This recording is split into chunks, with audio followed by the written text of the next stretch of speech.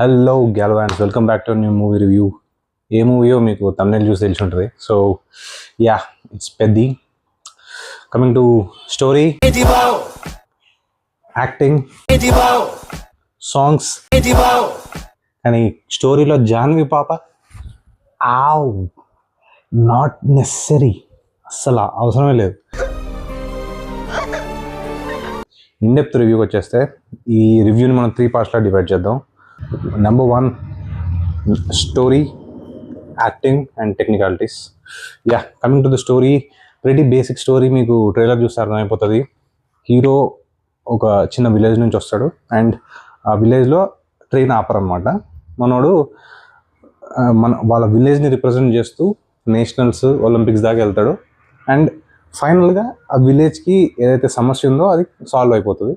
కానీ ఎలా సాల్వ్ అయింది, ఆ జర్నీ ఏందో చూడడానికి మనం వెళ్తాం అనమాట థియేటర్కి. So basic story mostly predictable, కానీ లాస్ట్లో కొన్ని ప్రీ క్లైమాక్స్లో కొన్ని డెసిషన్ తీసుకుంటాడు హీరో.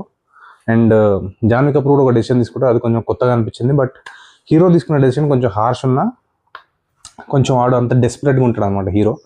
సో యా, లాస్ట్కి మీకు కన్విన్స్ అవుతారు మీరు. సో యా, ఒక మంచి ఉద్దేశం కోసం అలాంటి ఆ డెసిషన్ తీసుకుంటాడు కాబట్టి it's okay. So pretty basic and predictable story కారణంగా వస్తే, బట్ స్టోరీ బిల్డ్ చేసిన విధానం and first half second half differences క్లియర్గా అనిపిస్తాయి మీకు. Second half is more of ఏమంటారు, actual soul of the movie మొత్తం సెకండ్ హాఫ్లో ఉంటుంది. ఫస్ట్ హాఫ్ మొత్తం స్పోర్ట్స్ డ్రామా లాగా ఉంటుంది అనమాట. అంటే లైక్ వెరీ గ్రిప్పింగ్ స్క్రీన్ ప్లేతో రాసిన ఒక ప్రాపర్ స్పోర్ట్స్ డ్రామా లాగా ఉంటుంది.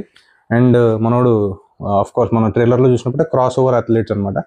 అండ్ ఒకే స్పోర్ట్ని 2 స్పోర్ట్లో కలిపి ఆడతాడు అనమాట. సో యా, ఫస్ట్ హాఫ్ మొత్తం అలా ఉంటుంది. సెకండ్ హాఫ్ మొత్తం ఒక డిటర్మైన్డ్ వేలో హీరో వెళ్తూ ఉంటాడు అండ్ ఒక మోటివ్తో వెళ్తూ ఉంటాడు.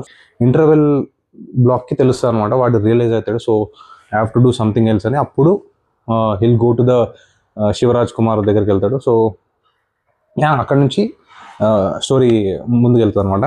యా, ఫైనల్గా ఆడు కొన్ని స్టెప్స్ తీసుకొని ఫైనల్ వాళ్ళ ఊరికి ఏదైతే సమస్య ఉందో ట్రైన్ ఆగదని లాస్ట్గా ఆగిపిస్తాడు. అది మనం అందరం ఎక్స్పెక్ట్ చేసిందే. సో యా, స్టోరీ పరంగా 3 out of 5 ఇవ్వచ్చు. Pretty basic in the sense ఒక ప్రిడిక్టబుల్ స్టోరీ కాబట్టి. స్టోరీ ఒక నరేషన్ పాయింట్ ఆఫ్ వ్యూలో ఉంటుంది అనమాట. ఒక దేవర కథ, ఒక ప్రకాశం ఎట్లా చెప్తాడో. సో ఇలా ఇప్పుడు కూడా బొమ్మని రానికి ఒక విలేజ్ మేట్ ఒకటి చెప్తాడు అనమాట. సో మొత్తం ఒక స్టోరీ లాగా నడుస్తుంది సినిమా మొత్తం. Coming to the second part, acting. Main characters Ram Charan, Janhvi Kapoor కాదు, జగపతి బాబు అండ్ మన దివ్యాందు, అంటే లైక్ మిర్జాపూర్ యాక్టర్ ఉన్నాడు కదా, మిర్జాపూర్ యాక్టర్ని జాన్వీ కపూర్ని జస్ట్ నార్త్ ఆడియన్స్ని పుల్ చేయడానికే పెట్టుకున్నారు. లైక్ చిన్న చిన్న రోల్స్ అయ్యా వాళ్ళది. వాళ్ళు కాకుండా తెలుగు యాక్టర్స్ని పెట్టుకున్నా కూడా ఏం ఫరక్ పడకపడుతుంది. Jagapathi Babu is like soul of the movie and like nailed it. Jagapathi Babu is like out of this world అనమాట యాక్టింగ్ అండ్ చేంజ్ ఓవర్ కూడా. And Ram Charan body, like ఆయన బాడీ బిల్డ్ చేసిన విధానం అండ్ లైక్ డిఫరెంట్ స్పోర్ట్స్ కోసం డిఫరెంట్గా అడాప్ట్ అయిన విధానం, లైక్ హ్యాట్స్ ఆఫ్ చెప్పుకోవాలి రామ్ చరణ్కి. And like Ram Charan efforts మీకు క్లియర్ కనిపిస్తాయి, ఎంత కష్టపడ్డాడు, ఎంత ప్రాణం పెట్టేసిండు రోల్కి అని చెప్పేసి. సో 4-5 క్యారెక్టర్స్ మధ్యలో మంచి డ్రామా బిల్డ్ చేశారు. అండ్ శివరాజ్ కుమార్ రోల్ మంచిగా ఉంటుంది. అండ్ ఇంకా 2-3 క్యారెక్టర్స్ ఉన్నాయి. అండ్ వాళ్ళ రోల్ యాక్టింగ్ పరంగా అంటే లైక్ బ్లాక్ మార్క్ పెట్టలేము. యాక్టింగ్ పరంగా it is very beautiful film. And coming to the technicalities, మనం మెయిన్గా చెప్పుకోవాల్సినవి cinematography and BGM. AR Rahman nailed it. BGM like out of this world అంటే బీజిఎం చాలా బాగుంది. And coming to songs first 2 songs అంటే ఫాస్ట్గా వచ్చేసాయి అనమాట. రై రై రారా ప్లస్ చికిరి, వితిన్ 20-25 మినిట్స్లో 2 సాంగ్లు అయిపోతాయి. అండ్ తర్వాత వచ్చే సాంగ్స్ అన్నీ అన్నెసరీ అనిపించినాయి నాకు. అండ్ తర్వాత సెకండ్ హాఫ్లో ఉండే item song plus item song unnecessary, అసలు వేస్ట్. అసలు తీసేసినా కూడా అసలు ఏం ఫరక్ పడదు, ఇంకా బెటర్ అవుతుంది నాకు తెలిసి సెకండ్ హాఫ్. అండ్ ఒక ఢిల్లీలో హీరో స్ట్రగుల్ అవుతున్నప్పుడు ఒక సాంగ్ ఉంటుంది. అండ్ అదొక ఏమంటారు, ఖైదీ నెంబర్ 150లో నీరు సాంగ్ ఉంటుంది చూడు, ఆ టెంప్లెట్లో ఉంటుంది అనమాట సాంగ్.